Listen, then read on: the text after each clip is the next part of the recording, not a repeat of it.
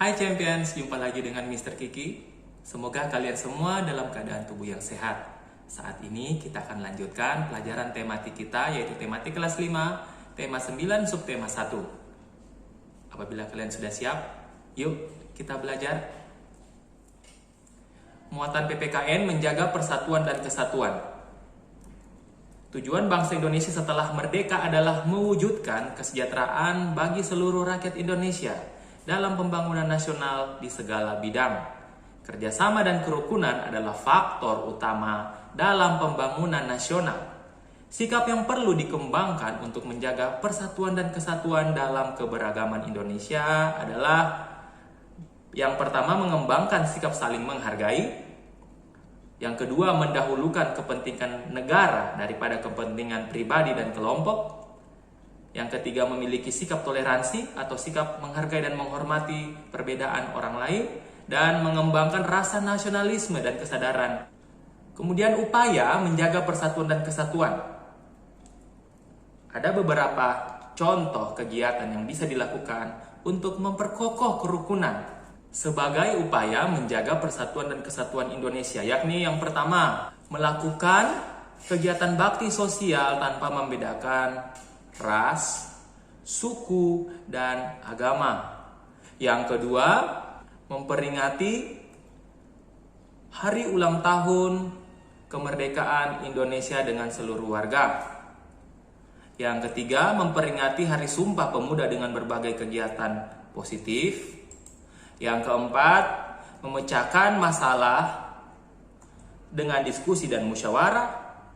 Dan yang kelima, menyelenggarakan kirab budaya nasional. Ya, kirab budaya adalah sejenis kegiatan yang menampilkan seluruh kebudayaan dari Indonesia. Kalian bisa lihat contoh pada gambar ya.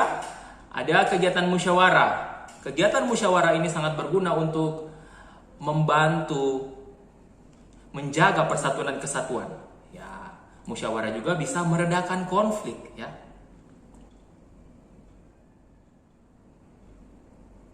Muatan bahasa Indonesia, iklan media cetak. Iklan adalah informasi untuk membujuk pembaca agar tertarik pada barang atau jasa yang ditawarkan. Iklan disajikan dalam bentuk media cetak dan media elektronik. Iklan harus disajikan dengan bahasa komunikatif, informatif, mudah dimengerti, mudah diingat, serta menarik perhatian. Iklan media cetak merupakan iklan yang ditulis atau dicetak. Contoh media cetak yaitu koran, majalah, tabloid, brosur, atau baliho. Berikut contoh iklan di media cetak koran. Unsur-unsur iklan media cetak. Yang pertama, iklan harus memiliki judul iklan. Judul iklan berisi nama produk yang ditulis dengan huruf besar agar pembaca tidak salah jika ingin membeli. Lalu unsur kedua ada isi iklan yang berisi keunggulan produk yang ditawarkan. Kemudian ada sumber iklan berupa nama penjual, lembaga, atau perusahaan yang menawarkan produk. Yang keempat, deskripsi produk.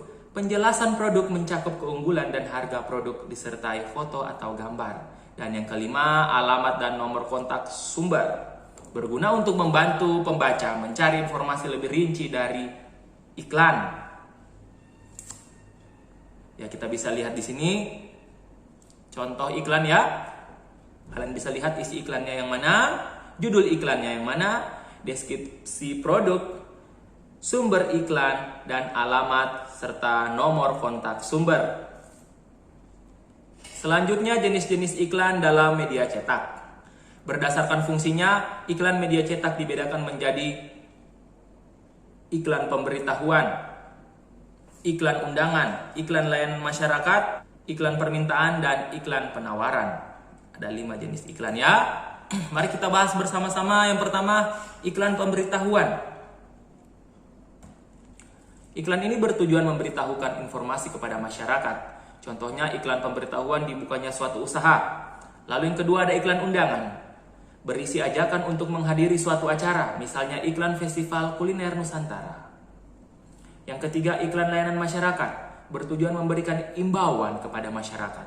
Misalnya iklan keluarga berencana atau KB dan iklan hemat listrik.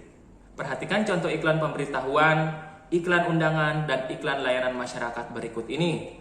Ya, di sebelah kiri kalian adalah iklan pemberitahuan, bisa berupa iklan dibukanya suatu usaha ataupun iklan duka cita. Lalu iklan undangan bisa berisi undangan untuk mengikuti reuni akbar angkatan 80 dan 89 SMPN 2 Jakarta. Lalu iklan layanan masyarakat yaitu mengajak masyarakat agar membuang sampah pada tempatnya. Selanjutnya ada iklan permintaan.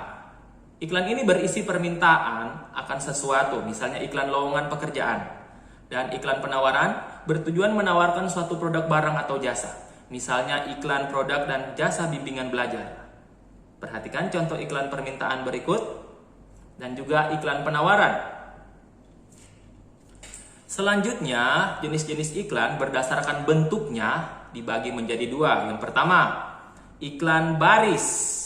Iklan baris disajikan dalam beberapa baris saja dengan bahasa yang singkat, padat, dan jelas serta menarik perhatian. Lalu iklan kolom. Iklan ini memanfaatkan beberapa kolom dalam surat kabar dengan penjelasan produk yang lebih rinci dibandingkan iklan baris. Jadi perbedaan dari iklan baris dan iklan kolom bisa kalian lihat pada contoh gambar di bawah ini.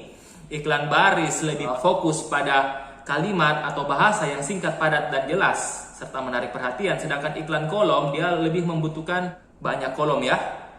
Artinya ada gambar, ada tulisan di iklan kolom sehingga penjelasan produknya lebih rinci daripada iklan baris. Bisa kalian lihat di sini dua contoh iklan ya, iklan baris dan juga iklan kolom. Selanjutnya muatan IPA, benda dalam kehidupan sehari-hari. Dalam kehidupan terdapat benda padat, benda cair, dan benda gas. Benda-benda ini memiliki massa dan menempati ruang. Artinya, benda ini bisa diukur volumenya dan ditimbang massanya. Segala sesuatu yang memiliki massa disebut materi. Contoh materi adalah air hangat, susu bubuk, kecap, gula, garam, dan sebagainya. Bisa kalian lihat pada gambar, air hangat menempati ruang dan memiliki massa. Air hangat adalah contoh dari materi, juga ada susu. Susu bubuk menempati ruang dan memiliki massa juga. Ya, ini adalah contoh daripada materi.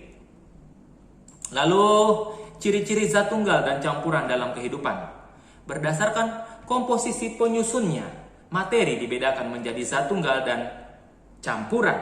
Mari kita pelajari yang pertama, zat tunggal. Zat tunggal adalah materi yang hanya tersusun atas satu jenis zat.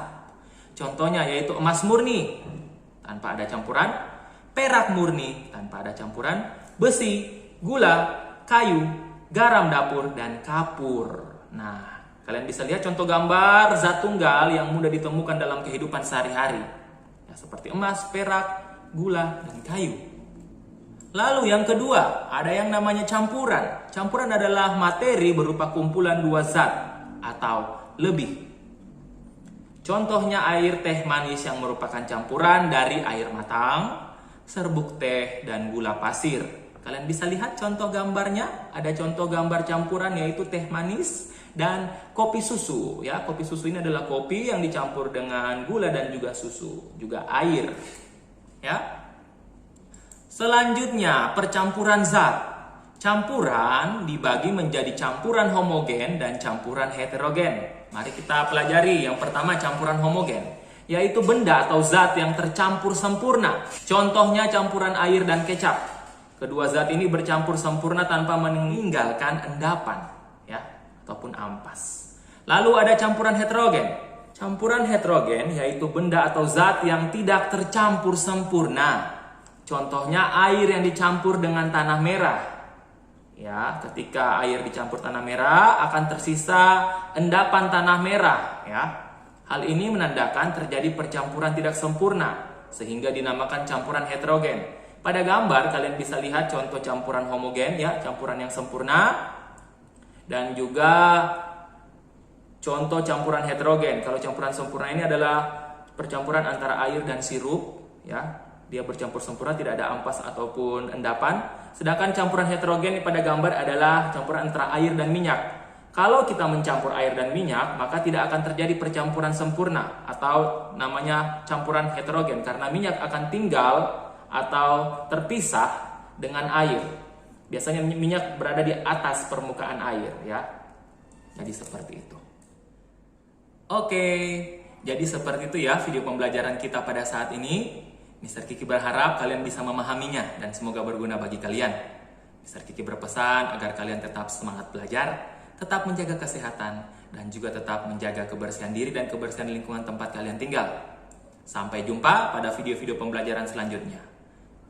Thank you and God bless you. Bye.